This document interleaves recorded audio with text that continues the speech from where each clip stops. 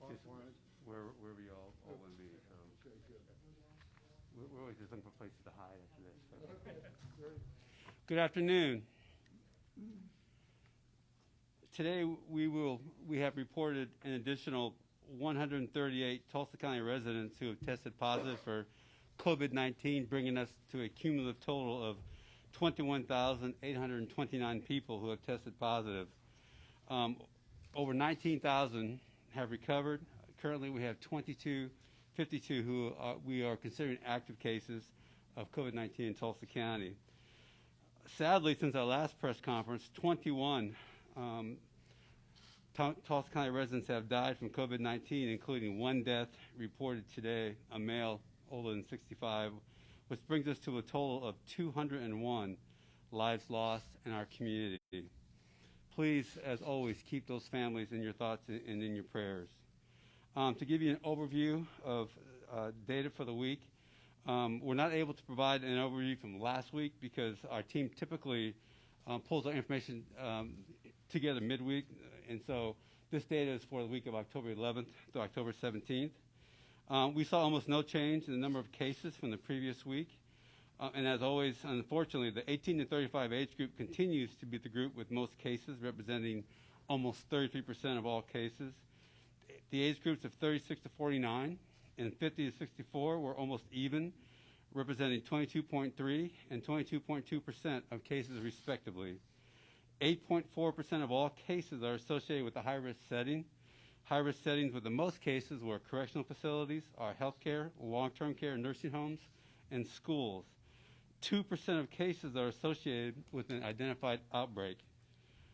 When positive cases are asked by contact tracers if they have attended any group gatherings, events, or venues following which other attendees developed symptoms, only 2.2% of people responded yes. Sadly, the majority of individuals declined to provide contact information for close contacts or places they have been. This makes contact tracing exceedingly challenging and difficult to work to slow the spread of this disease. We have just launched a new platform that allows individuals who test positive to provide this information on the computer or the mobile device. We are hopeful we will see greater success using this tool. It's critical for individuals who test positive for COVID-19 to help our disease investigators and contact tracers by providing information to help identify close contacts. Contact tracing helps protect you, your family, and your community by letting people know they may have been exposed to COVID-19 and should monitor the health for signs and symptoms of COVID-19. The city of Tulsa represents 59% of all cases within Tulsa County. The portion of Broken Arrow that is within Tulsa County represents 17% of all cases. Bixby and Owasso each represent 5% of cases. All other municipalities present less than 5% each. Tulsa Health Department zip code map is updated every Friday. This map was created to reflect the daily active case rate per 1,000 residents. As of the last update on Friday, there is no zip codes in the green. 9 zip codes are in yellow, 28 zip codes are orange, and we now have 5 zip codes are red. You can view this map and read public health recommendations for each color on our website. As you can see, if you look at our zip code map or heat maps on our website, the virus is not limited to just one part of town. It's spreading very efficiently between people, and frankly, the upward trend of hospitalizations is starting to be very alarming. In public health, we speak about the importance of prevention. We aim to prevent flu, prevent obesity, prevent heart disease, prevent smoking, and prevent this virus from inflicting any more harm. If we're going to prevent the spread of this virus, it's time to get serious about prevention efforts. I'm grateful to everyone who wears a mask and practices social distancing. I think we have to reframe our conversations from do we have hospital capacity to how can we prevent this virus from spreading, so hospital capacity isn't our primary concern. The Tulsa Health Department offers a COVID safety plan review process for large events in town. We will review the plan and make the appropriate safety recommendations to ensure adherence with CDC guidelines. If you are not confident that the event you're attending will adhere to the 3 W's of prevention, don't go. Frankly, it's the small private gatherings that really have me and my colleagues at Tulsa Health Department are very concerned, especially with the holiday season approaching. The smaller gatherings at home, at the office, or other enclosed spaces where people have a false sense of security and do not wear masks and gather in close proximity with a few friends or extended family, these settings have been proven to be high-risk settings for transmission. Individuals aged 18 to 49 now make up nearly 60% of all cases. We don't have data that demonstrates the need for mandating restrictions on gatherings because, frankly, people aren't providing us with this information. But I do have some common sense recommendations to keep everyone safe. Do not gather in groups larger than 10. Any groups larger than this make social distancing a challenge. If you are sick, limit your interactions with others. How many of us have known a friend or a coworker who clearly sounds sick, looks sick, but they insist on powering through the day at the office armed with cough drops and Kleenex? If that's you, please stay home. Seek testing. There's no cost for testing offered by Tulsa Health Department, and you can schedule an appointment online. And please, get your flu shot. If there ever was a year to get the vaccine, this is the year. And if you really want to know what keeps me up at night, it's the twin threat of COVID-19 and influenza. You can be infected with both. One has a vaccine that's widely available at any pharmacy or physician's office in town. Please, everyone, get your flu vaccine. Every time our cases surge, high numbers of hospitalizations and death will soon follow. We are already seeing these effects and are in a precarious position in our community. We must slow the spread and protect our vulnerable residents from the devastating effects of this virus. I've heard from so many healthcare providers and healthcare workers who keep asking why our messages aren't being listened to and why people aren't following recommendations to stay safe. Our healthcare system is getting overwhelmed. They keep wanting to know why the public is playing Russian roulette with their health and with the health of the healthcare system. So to discuss this, please, I'd like to introduce Jake Henry, from the CEO of the St. Francis Healthcare System. Thank you, Bruce, Mayor Bynum, Commissioner Keith. Pleasure to see both of you. Thanks for having me here today. St. Francis Health System is grateful for the leadership that's been provided by the mayor and the city council in passing a mandate that masks be worn in Tulsa. I can tell you that this promotes a uniformity in virus control that just would not occur otherwise.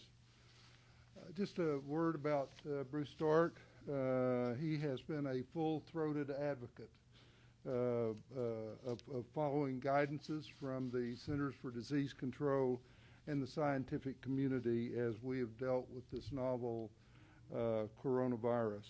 He's plain spoken, I think, and brings clarity to the situation. So Bruce, St. Francis is most grateful for the leadership that you've provided during what has certainly been an epical event in our history. We are, I think, in a time of great suffering in the world, in the U.S., in our state, in our region, and here in Tulsa. Hospitalizations have spiked, and it appears we have a third slope. Deaths from COVID-19 continue. The rural areas have begun to surge, certainly in both the upper Midwest and we're seeing it more and more in the lower Midwest. Dr. Francis Collins, who is the director of the National Institute of Health, the organization that the CDC is a part of, stated late last week in an interview, I think it was Friday night I was watching him, that some 40% of the population don't know they have the virus and are spreading it currently, generally from old people, from young people to older people. If there was ever a time, I think, when people needed to take responsibility for their sisters and for their brothers, it is that time. I just fear that we are entering a very, very dark winter. We have 4 vaccines in large-scale trials. Once approved, it'll take many months before vaccines have been distributed to the various tiers that will get it first, second, third, and fourth. And so it's going to take some time after that for those vaccines to have an impact on this virus. Experts say another year after that before everything sort of approaches normal again. Sadly, according to a poll taken in May by the Associated Press, only around half of all Americans, actually I think it was somewhere between 42 and 45%, only around 42 to 45% of Americans say that they would take the vaccine when it becomes available. Last week, St. Francis Health System hit a peak of 129 patients in our hospitals. In March, April, and May, our largest number of patients numbered 55. 55. We are now more than double than that. Our plea to our citizens in Tulsa and the eastern region of the state is the same as it always has been. Wear a mask, wash your hands, watch your distance. We are headed in the wrong direction. The nurses, doctors, other caregivers, and support personnel at our hospitals are tired. Many are exhausted. When they leave shifts after having spent 12 hours or more wearing personal protective equipment, and when they get in their car and drive home, they're truly spent. And when they enter unmasked apathy in public places, stores, restaurants, and public gatherings, they feel defeated. I've never been more proud of the people I work with, the women and men who show up every day, who don the PPE and care for your loved ones. They are constant, but they are tired. Finally, I would say that healthcare personnel are not quickly renewable resources. We have critical nurse and physician shortages in Oklahoma, really probably 43rd in primary care, probably 47th in specialty care. I'm not quite sure where we are in nurses, but I've been here for 18 years now, and we've always had a shortage of registered nurses. So I would appeal to all the folks, and by the way, that shortage is particularly noted in the rural areas. I can tell you we have a hospital up in Bonita. It took us 4 years to recruit a third family practice physician to that community. So I would appeal to all the folks in eastern Oklahoma to do their part so that the St. Francis doctors and nurses and support personnel can keep doing their part. Wear a mask, wash your hands, watch your distance. And it's now my pleasure to turn this over to someone who's actually doing hands-on care on a daily basis, Dr. Roger Gallup. Roger? Thank you, Mr. Henry. My name is Roger Gallup. I'm a pulmonologist and critical care physician at St. Francis Hospital. I've worked on our COVID units pretty much since the pandemic necessitated us to create units that are specialized to meet the care and treatment for these patients. Like Jake Henry, I'm here on behalf of the people I serve with. I'm here on behalf of the patients I care for. I'm here for those who fought this illness and won. And I'm also here on behalf of the families who have lost loved ones to this virus. I'm also a retired Army physician. I proudly served and deployed to defend our great country. I stood beside America's sons and daughters who put their lives in the line for others. Today I put my badge on and I walk into the hospital and I stand with nurses, respiratory therapists, pharmacists, and other staff members who are engaged in treating the ever-increasing numbers of COVID patients. I never thought after the Army I'd be on another battlefield, yet here we are.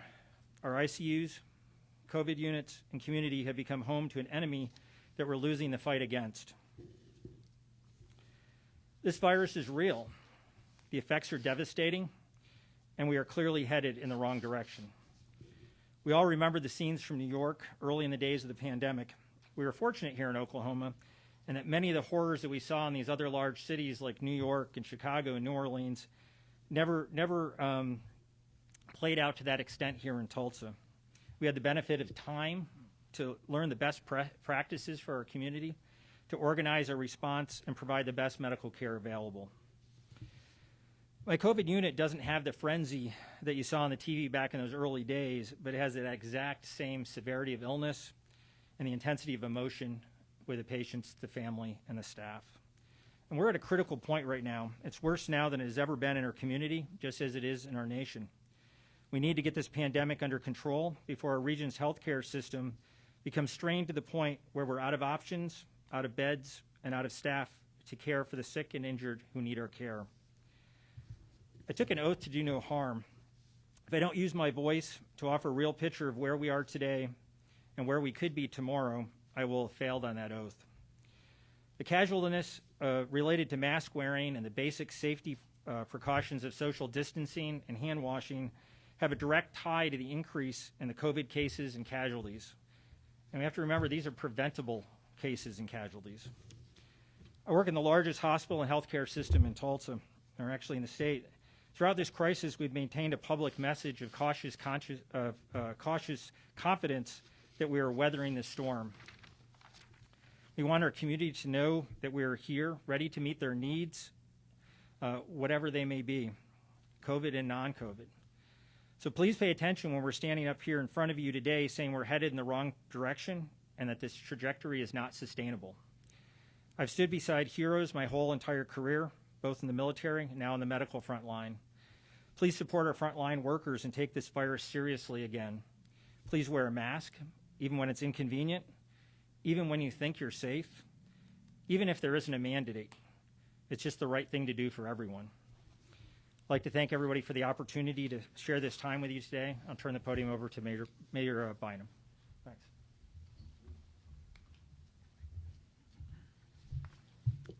Well, first, I just want to thank Mr. Henry and Dr. Gallup on behalf of all the team at St. Francis and all our frontline workers that are out there keeping people safe and saving lives every day in the midst of this pandemic. Thank you, both of you. I'm so grateful, and I cannot imagine, to Mr. Henry's point, how hard it is for those who are working in our hospitals, who spend all day working hard and valiantly to save the lives of our fellow Tulsans who have been afflicted with this virus, and then to leave their work every day after a long shift wearing a mask, and then to go out and see folks not taking it seriously, to see folks who are just sick of hearing about the pandemic and so just going to pretend like it's not here anymore. And that is not working. We're entering into a really unique moment in this pandemic's course in our community. We see hospitalization levels, which I've always talked about in these briefings as the greatest point that we need to be focused on. It's the one thing, the one data point in all of this that is crystal clear. People are either in the hospital with it or they're not on any given day. And so we're able to track how serious this virus is in our community using that number. Well, last week, we were 20% above our previous high point that we hit in July for COVID hospitalizations in Tulsa. So when you hear the leadership of our hospitals talking about us being headed in the wrong direction, they're right. But the challenge that we face, and the reason this particular wave is different than the ones before, really comes from the population that we're seeing that is driving this surge. In the past, we really hit two moments where we had a significant uptick here in Tulsa. First, when we had just the pandemic began. And at that time, I heard from our hospitals, heard their concerns, and knew that I could take action by executive order, because we were in a civil emergency, to help address that. And we did, and this community did flatten the curve. Then we started to see a second wave begin over the summer. Again, we heard from our hospitals that this is not a sustainable trajectory, and the City Council and I worked together to act. And we passed a mask ordinance, and that had a significant impact on reducing hospitalizations in Tulsa. The difference that we face this time is that the vast majority of those who are being hospitalized in Tulsa right now with COVID-19 don't live in the city limits of Tulsa. They are from folks that live outside the city limits of Tulsa, over which the City Council and I do not have the ability to impact or put in mitigation strategies that will help protect them. And so this has truly become the situation that we talked about early on, where we needed to work together as a region to protect the integrity of our regional healthcare system. That's where we are now. That's not a theoretical discussion anymore. That's happening today in this city. So I'm mindful of that. You know, Tulsa, as we've said before, it doesn't exist in a bubble. We're a metro area, and the viability of our healthcare system in that metro area is not the sole purview of the city of Tulsa government. It has to be a coordinated effort amongst many. And so I say all that, but I want to be clear, I sympathize with my colleagues in our neighboring communities. Governing in this environment is a historic challenge. You know, most people I talk to don't know someone who's died from COVID-19. Those who are opposed to the mitigation efforts that we put in place are very vocal and clear in their opposition to even the smallest measure that could help protect our neighbors. We were given very dire projections about the impact of this virus in the early going, and those projections thankfully did not come to pass. But what I hear time and again in debates around this issue is that eroded public confidence in the day-to-day numbers that we see right now. And so all of that, it makes it challenging. I get it. We saw that here in Tulsa, and I get what my colleagues in the neighboring communities have to go through. And I'm not here to tell my colleagues in the neighboring communities how to run their cities. Their voters elected them to do that. They didn't elect me to do that.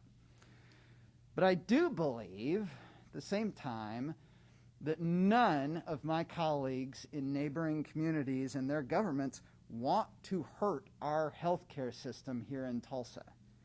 You don't run for local office in Tulsa County for the great pay or the glamour or the lack of scrutiny. You do it because you love your community and you want to help. So my request of my colleagues in our neighboring communities is a very simple one. Please just meet with our hospital leaders, listen to what they're going through, and figure out how you can help them. I'm not going to presume that we have the perfect approach in Tulsa. Maybe Broken Arrow or Owasso thinks of something that we haven't. You know, maybe Sand Springs or Jinx or Bixby has an approach that works better in their city than what we're doing here in Tulsa. I think that we've all gotten so wound up in the mask or no mask debate that we are not paying enough attention to the fact that there are a whole lot of strategies out there that communities can deploy to make a positive impact in reducing this virus. And I have confidence in my colleagues in neighboring cities in Tulsa County that if they will just have that discussion with our hospitals, they'll determine the best approach for their community. To initiate that process, my office is reaching out to surrounding governments and to our hospitals to convene an initial meeting just to get that conversation started. And so I look forward to having that discussion. Now, that's all a request and a plea aimed at elected leaders in the region. But it's not just about elected leaders when we're dealing with a situation like we are right now. And so for everybody that lives in the Tulsa metro, let's be smart about this. When the Tulsa Health Department asks you for their help, if you've contracted this virus and you can help them save lives by providing contact tracing information, please do that. I want to be very clear about how that information is used. They don't call us up at the city and say, hey, this one guy told us that he might have gotten it at this restaurant. Go shut him down. That's not how it works. They don't provide individual data to any governments. What it does is allow them to identify if there are particular areas of concern. In fact, it's actually helped our local businesses because we've had a lot of folks from outside the Tulsa metro who have encouraged us to shut down restaurants and bars again. But the contact tracing data that the Tulsa Health Department has collected has shown that restaurants and bars are not the leading cause or a significant contributor to spread in Tulsa County, and so we're not pursuing that. Their program has helped keep those businesses open. But we need the help of Tulsans who've contracted this virus to cooperate and provide them that information so that they can give policymakers the best guidance that we need to keep people safe. For all of us, washing your hands and keeping your distance should be completely non-controversial ideas. In any, well, especially the washing your hands, for goodness sake. People should have been doing that anyway. I don't know why we have to talk about that just in a pandemic. But keeping your distance is important as well. Wearing a mask is not a plastic bubble around yourself. It reduces your ability to spread it, but social distance combined with mask wearing is what's most effective. I know everybody is sick of talking about this pandemic. I am too. There are a lot of great things happening in our community right now that I would love to be having a press conference about every 2 weeks to tell you about instead of talking about a pandemic. But the folks who are working in our healthcare system don't get the option of not talking about it or pretending that it's not there. They are out there every day saving your neighbors' lives. So let's all do what we can to help them. All of us in this region, elected officials, every person in Tulsa County can be doing more to help the folks who are trying to save lives in our community. Thank you very much, and I'd like to turn it over to County Commissioner Karen Keith.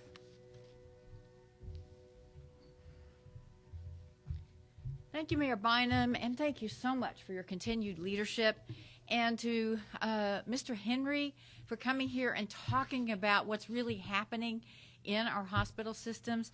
And I just can't tell you, and Dr. Gallup, hearing directly from you, I mean, we have to understand that this isn't going away after November 3rd. That's one of those rumors that's kind of running around. We're in a situation that only we can help control. So the worst thing, you could just wear a mask. It's not that hard. What I want to talk to you about is the election board held a press conference. Many of you were there, so I want to reiterate some of what they're trying to do to pull off this election in a very challenging time. So they're going to have this event at One Oak Field, early voting. And this move is, of course, designed to allow for social distancing. So be sure to wear your mask and have your personal identification with you when you go to One Oak. So early voting will be held Thursday, October 29th, and Friday from 8 a.m. to 6 p.m. And then Saturday on the 31st from 9 a.m. to 2 p.m. Tulsa Transit will be providing free rides to the One Oak Field and back on their fixed bus routes all 3 days, courtesy of the League of Women Voters. The Tulsa Police Department will be helping. They'll be working the outside perimeter. The Tulsa County Sheriff's Department, they will be on the inside. And all of their objectives, it's to make this a safe and workable election so that everybody gets to exercise their right to vote. The election board will be open its normal hours, Monday through Friday, 8 a.m. to 5 p.m., to accept absentee ballot drop-offs and for other business. So absentee voters, do not go to One Oak Field. You'll just add to the congestion there. Just go straight to the election board to drop off your absentee ballot. And those ballots must be received by 5 p.m. the day before the election. That's November 2nd. And tomorrow is the last day to request an absentee ballot, which you can do through the Oklahoma voter portal, which is ok.gov. Now, if you're waiting until Election Day to vote, you will need to go to your regular polling place. Now, if your polling place was moved like mine, you should have gotten a letter in the mail. But if you have questions, even at this point, you can double check that by going to the OK voter portal. You put in your name, your date of your birth, it's all requested right there, and then your precinct information will pop up if you have any questions or maybe you lost that letter. And now I have a quick CARES Act funding update. The review committee has set a November 15th deadline for all CARES Act funding applications to be sent in for consideration. And if you received a portion of an allocation and you're waiting on more, or you've been told you are getting one, you must get your documentation into our finance department by December 1st. This team has a big lift ahead of them to reconcile the accounting in time for the federal deadline, which is December 30th. Now, given this, current unspent allocations are now listed on the Tulsa County Cares website at tulsacountycares.org. So in addition to keeping the information transparent, you can see for yourself which entities have been allocated monies but have not received it due to lack of appropriate documentation or other reasons. So thank you all so much for your time today and for your efforts to get the word out on what we're facing here in Tulsa. So please stay safe, wear your mask, wash your hands, and keep your distance. Now I'd like to introduce our Tulsa County Sheriff, Vic Regalado. Thank you, Commissioner. Good afternoon. Just an update from our last briefing where we reported that we had a significant uptick in active COVID cases among our inmate population to the point where we had to establish 6 pods in quarantine for those inmates. I'm pleased to report today we are down to 1 pod with 27 active COVID inmate cases. For those that have been critical of the care and response to the COVID-19 in our jail system, I would remind you that we face unique circumstances and difficulties in the jail. We are not, do not have the ability to social distance, and our inmate population come into the jail, many of them with underlying health issues and compromised immune systems. That being said, I would like to point out that our positivity rate in the jail remains at about 6%. In comparison to the communities, Tulsa County, they hover at 9 to 10%. So as you can see, the COVID response plan that we implemented at the beginning of March of this year in response to this virus has been successful, and we've been able to achieve our number 1 goal, which was the slowing of that rate of infection within the jail. However, on the bad side of that, where we are experiencing an uptick in infection is among our employee population. We currently have 17 detention officers out with active COVID cases. However, we do have a contingency plan in place in the event that number continues to rise. This week will be critical in determining whether or not we have to implement those contingency plans. As a point of interest, I've been asked oftentimes what our medical staff, how they treat our inmates, and there's 2 things. Let me preface this before I go into it. We are not advocating this as a cure. We're not even advocating it as a preventative measure. What we're saying is that through studies, we have found some success in slowing the rate of infection and treating those who are already infected. For those inmates that are at high risk or have been exposed, either symptomatic or through positive patients, we administer vitamin C, zinc, vitamin D3, and I'm going to pronounce the rest of these probably wrong, but famotidine, melatonin, and cetirizine. For those that have tested positive, we've been administering vitamin C, zinc, vitamin D3, again, famotidine, melatonin, aspirin, Decadron, and cetirizine. I have no idea what each of those do, except for the fact for vitamin C and aspirin, of course. That being said, we have had no hospitalizations, and we continue to practice, again, sanitizing our jail daily, educating our inmates and staff in regards to sanitation techniques, and we continue to move along. Lastly, I too would like to thank our first responders, our deputies, our law enforcement, our first responders. They get to have to come to work every day and continue to serve regardless of this virus or anything else. And to our hospital staff that currently work and treating on the front line this virus, our prayers and thoughts are with them as well. For me, it's personal. My oldest daughter is a nurse at St. Francis, and there's not a day that doesn't go by that I don't think about her health and safety and well-being. So I'm very proud of her work and the work of her fellow nurses, doctors, and again, all the individuals who are on the front lines serving our community in these very difficult circumstances. Thank you. Okay. Start the media question portion, and do we have any questions for the sheriff? This may have been answered already, Sheriff, but a unique situation, you're bringing someone in off the street. Have you implemented testing as an inmate comes in? Yes, that's been established quite some time ago. We have intake pods where if an individual is arrested, they come in and they are either quarantined or until the test comes back, whether positive or negative. And with the addition of the rapid testing, that's been very helpful. So we've cut down those quarantine days from its original 14 days straight to now it's 3 to 4. Sheriff, can you talk a little more about what the contingencies are? You said if the infections among your detention officers gets higher than 17, what are... We have a team of deputies that have been selected to enter into the jail and perform the functions of a detention officer.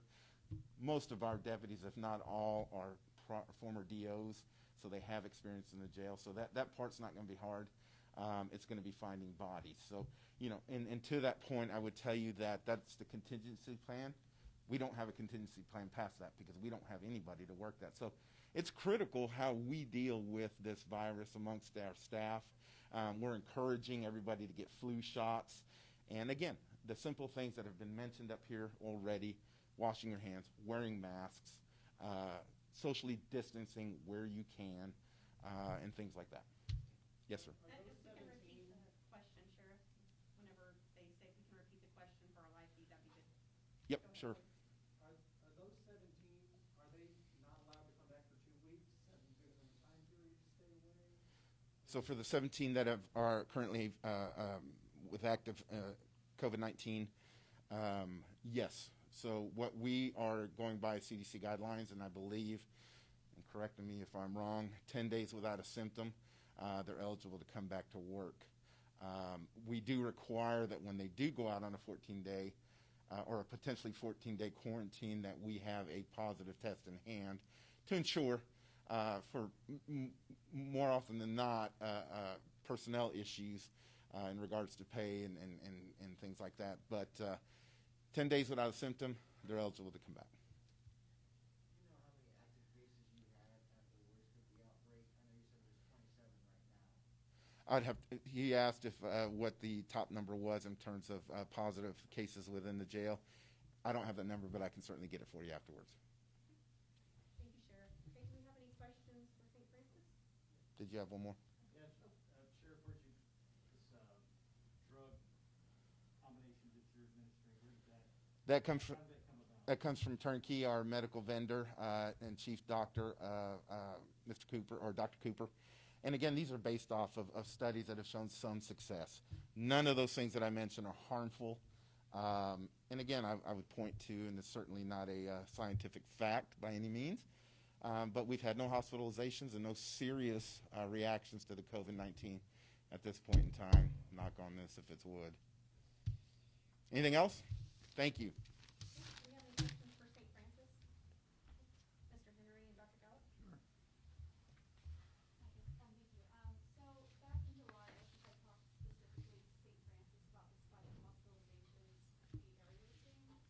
And you touched on this a little bit, but what do you think the difference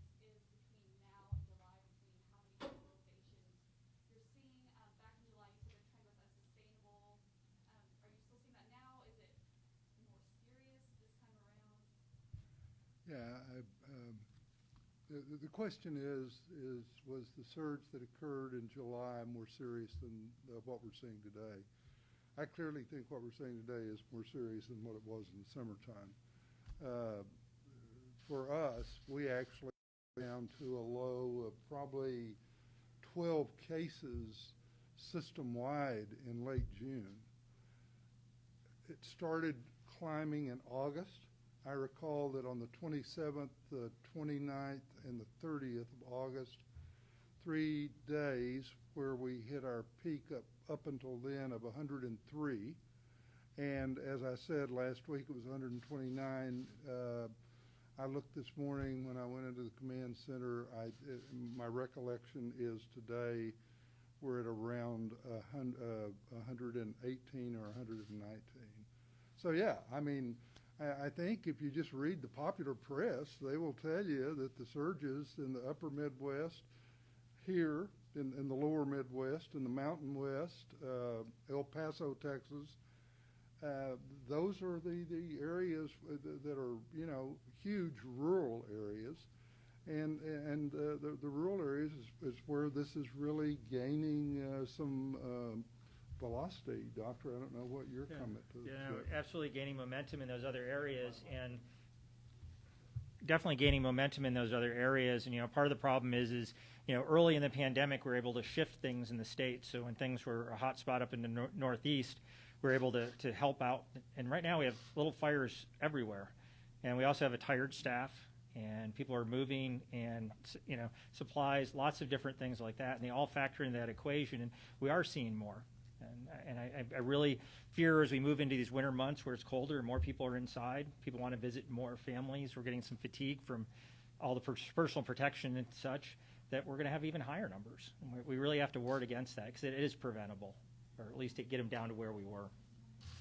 Sorry, so back in July, St. Francis said the trend was unsustainable, so I guess it would be even more so. Yeah, I don't know where that quote came from. It was not me. I'm sorry? Sorry, it's from a spokesperson back in July. Okay, well, then if we need to compare those two, I'd say it's more unsustainable now than it was then.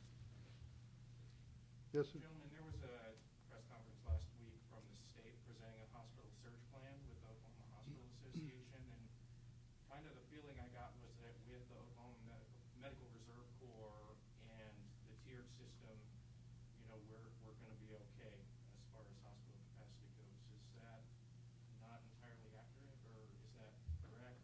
Yeah, I wouldn't comment on what whether they were accurate or inaccurate. I would say that what we deal with is day-to-day facts, and we know we're at our highest point. So I really can't comment on that. Would you be able to kind of talk about the state surge plan? Like, what are your thoughts on the surge plan? I could talk about it. The question was, can we talk about the surge plan? And frankly, there are many people who would be more able to talk about that than I would. But our surge plan would speak to, for the system, probably in the neighborhood of 150 patients who were hospitalized. We also manage, we don't own, it's not an asset, but we manage at the request of OSU and Stillwater the Oklahoma State University Medical Center for the School of Osteopathic Medicine. They are overflow seems trite when you're talking about people. They are one of those hospitals designated along with OU in Oklahoma City to sort of be the hospital of last resort. I think that the issue about surge today is not about beds. I think the issue is about people. And that's why I took I tried to point out in my comments that the people issue is huge for us, particularly in a poor state, in a rural state, in a state that is not well resourced by health professionals in the wise of physicians, nurses, registered nurses. And we hire about 600 a year, by the way, registered nurses. But nurses, you hire them when they're young, they've got lots of life plans, and they'll work 2 years and then, you know, get married or decide they want to be somewhere else. So we have to deal in nursing with high turnover. Cardiopulmonary therapists, another big issue. We're just not creating a lot of those people. It's interesting, you know, well, I won't go down that path, but we are looking at lots of different kinds of solutions to educate more registered nurses for the state. So, what are you able to do for your doctors or nurses and support personnel as far as vacation, time away? Like, are you even able to do that at this point in time? Sure. I mean, you know, you can work so long and then you drop. If that's never happened to you, I can tell you what it feels like. First of all, if someone's identified with COVID, they're furloughed, and we're checking on them all the time. And they come back after they go through a series of hurdles. So that's the way we take care of our own. In terms of we have staffing patterns that try to allow for respites, you know, at 3 days or 5 days or 7 days. I don't know, Doctor, would you comment on that? You know, I mean, as Mr. Henry said, you know, we have ability to do some of that. It's all sort of limited, though. I mean, that's the people are always the limiting factor in everything. Coming into the pandemic, we were short all those specialists, you know, whether they're critical care specialists, respiratory therapists, and nurses. So we have that, and it's exacerbated by the pandemic. We're still allowing people to get as much rest and such as we can, but, you know, what we're worried about is the trajectory that we're on is we're going to reach that breaking point, and we won't be at that point. And so we try to take care of everybody. I know I do everybody on my team, as Mr. Henry does for the whole healthcare system, and we just need to try to do the best we can, but there's not a lot of wiggle room before we get higher numbers. And by the way, these people, and Dr. Gallup is a pulmonary specialist, they were very busy before COVID came along. And so it's really kind of stressed that part of this. Last question for St. Francis. It's difficult to put into context or even predict, but when you talk about approaching the breaking point, like, are we talking about approaching the breaking point sooner than later, or are we talking, you know, like, you mentioned 129 was the high point, and you have a capacity for about 150, but people, you know, workers, that's more the issue. Like, is there some way to contextualize when this breaking point might be happening sooner than later? No, a breaking point sort of signals an end, doesn't it? Well, I don't think there will be an end. I think that we will continue to be more artful in the way we staff, for instance. We're actually talking about that in cardiopulmonary medicine right now. And that will be true of nursing and the others. So the other kinds of paraprofessionals who are assisting gentlemen like Dr. Gallup and the hospitalists and all those who are taking care of these patients. So, no, I don't envision some doomsday scenario where the whole system crashes. I'm just saying that it's a good deal more stressful on folks today than it was back in March. I don't mean to be short in my answer. Hopefully that's somewhat explicative. Okay, Rick, did you have just one real quickly? Yeah, so I just want to, it's kind of logistics. So you've got in the metro area, you've got St. Francis, Maine, you've also got Children's on that, then you've got South, and then you've got Glenpool. Do you have COVID patients in all of them, or do you prefer to centralize them? No, we have. Or you, Sure. No, so the question is, how do we apportion the COVID patients from a hospital perspective? The Yale campus is the major provider of COVID care. Out of 118, 119 today, I suspect they would have probably 80 of those patients. That'd be followed by South, where we probably have 20 or 21 of those patients. That's in South County, out near Broken Arrow. Muskogee would have the next largest amount. The fewest would be in Veneta. And who am I leaving out? Glenpool, of course, is actually a department of St. Francis Hospital South. It's an extended emergency department that manages patients on an emergent basis 24 hours a day, but if they have to be interned in the hospital, they would be transferred to South. So when you talk about reaching capacity, you're talking about all of those locations? Yes. Or are we just talking about Yale? No, I'm talking about all those locations. Okay, so all Yeah. of those at once? That's correct. That's correct. And that's why we use the phrase system instead of hospital.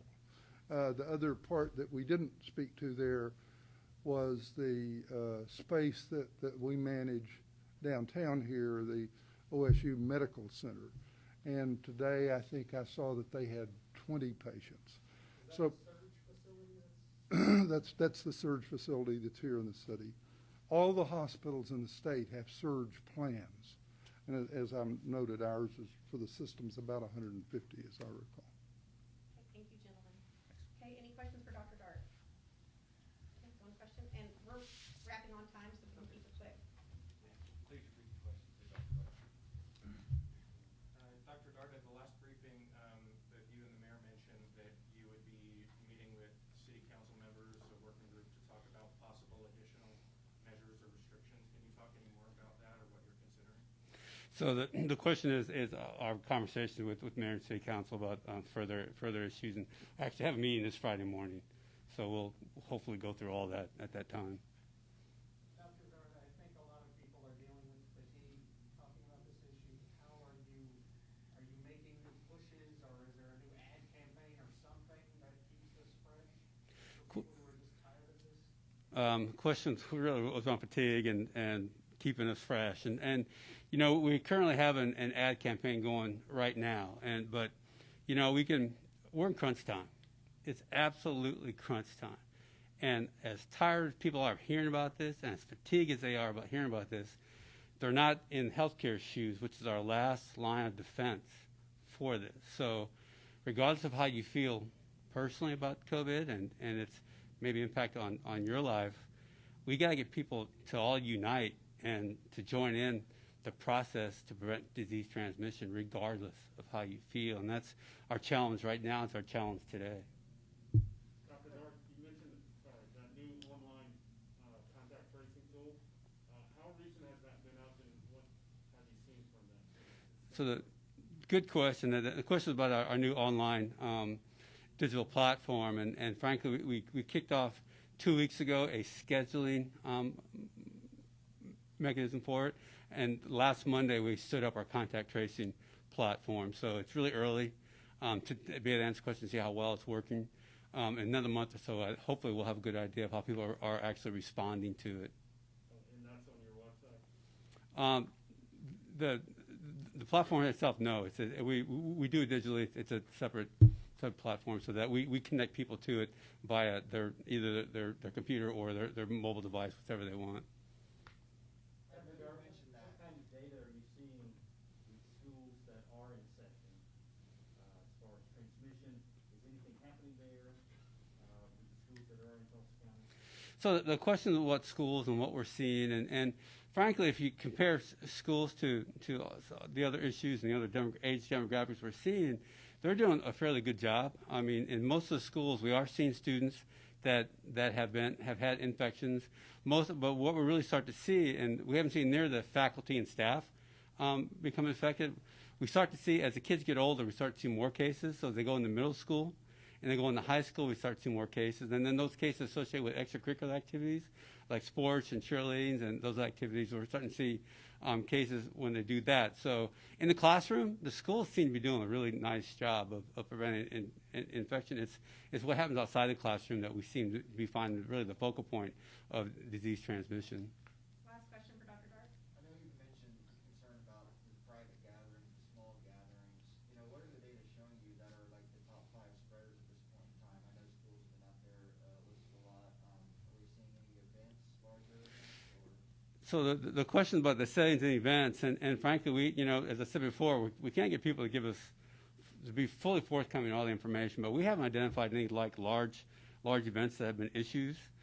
So really, it's come down to people coming together, probably casually. And as I said early on, you're with friends, or maybe you're with family, so I think people relax a little bit. And when they're in that casual setting, I think they forget that we still have COVID. They're not as cautious, and we're seeing because of that transmission occurring. So, it's really the informal issues right now that are really I think causing our increased transmission rates. And as people, one, live their life, we understand that, but we're in COVID, and so as you go and live your life, follow the 3 W's, be safe, and be aware that this is not going away and will not go away. And we're in this for quite a while, and it is what it is. Thank you, Dr. Dark. Okay, any questions for Mayor Bynum? Okay, we only have time for about 1 or 2 questions. Mayor Bynum, Hold on one sec. Just while I'm thinking of it, had a couple. Commissioner Keith had to leave, but a couple people sent in texts saying there was confusion about when absentee ballots, the deadline to be requested, or when their due is. She was talking about them being due to the election board. But if you have any questions about that, please just call the election board and they can give you all the information. Yeah, sorry. no, you're fine, thank you. Commissioner Keith kind of briefly mentioned this. There is considerable political rhetoric that COVID's going to go away next week. I mean, this is a thing that people are really saying throughout the community. What do you say to them? Hey, that'd be awesome. I hope they're all right. But I don't think they are. I hear that a lot too, that it's a conspiracy. I can tell you who it's not a conspiracy to are the folks that work with these guys and are saving the lives of Tulsans who are afflicted with this virus. Again, in the conversations I have with people, I think one of the greatest challenges we have is that because it's a brand new virus, still a new virus, that they're still, most people that I talk with don't know somebody who's died from it. You've heard about the president getting it and recovering. You've heard about the governor getting it and recovering. And so I think while both of those are wonderful recoveries and we're grateful that they did recover, I think that if you don't know someone who it's been fatal for, it's easier to not take it as seriously as you should. But when I talk with the health professionals who are working with this every day, hand in hand, the thing I hear from them is that it doesn't discriminate based on age. I hear from a lot of people that think, well, I'm under 65, so I'm good to go. And yet the data that we see from the health department is that one of the largest populations contributing to the increase in spread are people that are younger than me. So, there's a lot of misinformation out there. I am looking forward to the election being over because I think it will put to rest that conspiracy theory. But I'd continue to ask people, don't take my word for it. Don't take Dr. Dark's word for it. Ask your doctor what they think, or contact the hospitals and ask them what they think. Take that effort if you don't want to believe what we're saying here in these press conferences. Last question? So Oklahoma City and its surrounding communities have mask mandates, but we seem to be the island up here. Why do you think there's a different dynamic in play down there than there is here? I mean, our politics are incredibly similar. The question is, the different dynamic between Tulsa and Oklahoma City. That most of the cities in their metro area have passed mask ordinances, and in the Tulsa metro, Tulsa is the only one that has one. I've actually had several conversations with Mayor Holt over the last week, talking with him about the phenomenon we're seeing here in Tulsa, where you have hospitals inside the city that are just being swamped by sick folks who live in communities that don't have mitigation strategies in place. And that's one conversation where he and I have not really been able to work through a problem together because he doesn't face that issue. In the OKC metro, most of the major cities in that metro area have put mask ordinances in place. And that doesn't mean that they're free of the virus over there by any means. But it does, I think, that sends an important message to the folks that work in those hospitals in Oklahoma City, that those communities are doing what they can to protect them and reduce the strain on their healthcare systems. Thank you, everyone. So we have time. One more. Real quick, Yeah. I know Dr. Dark mentioned that you all are having a meeting Friday to discuss potential regulations, restrictions, limitations, whatever. I'm just curious, do you plan to have any announcement that day or next week, or do you have anything concrete at this point in time? So the question is about the meeting that the council and I have with Dr. Dart on Friday. I mean, we've been having one-off back and forth discussions. We just haven't met as a group in the last 2 weeks, and we'll be doing that on Friday.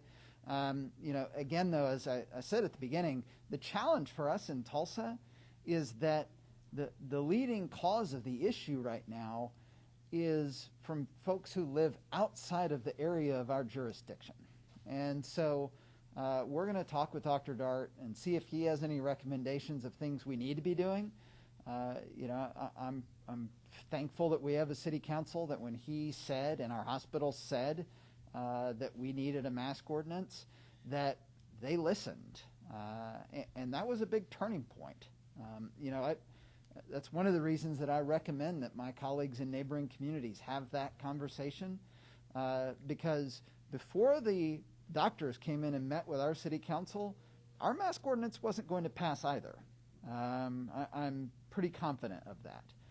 But thankfully, we have elected leaders on our city council who took the time to listen to the medical professionals and who want to help and listen to what they could do to help, and then took action on that.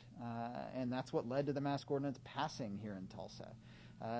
I have a lot of confidence in our neighboring communities that if they'll have similar conversations, they can identify strategies that work for them, that they can put in place that will help reduce this hospitalization rate that we're seeing here in Tulsa right now.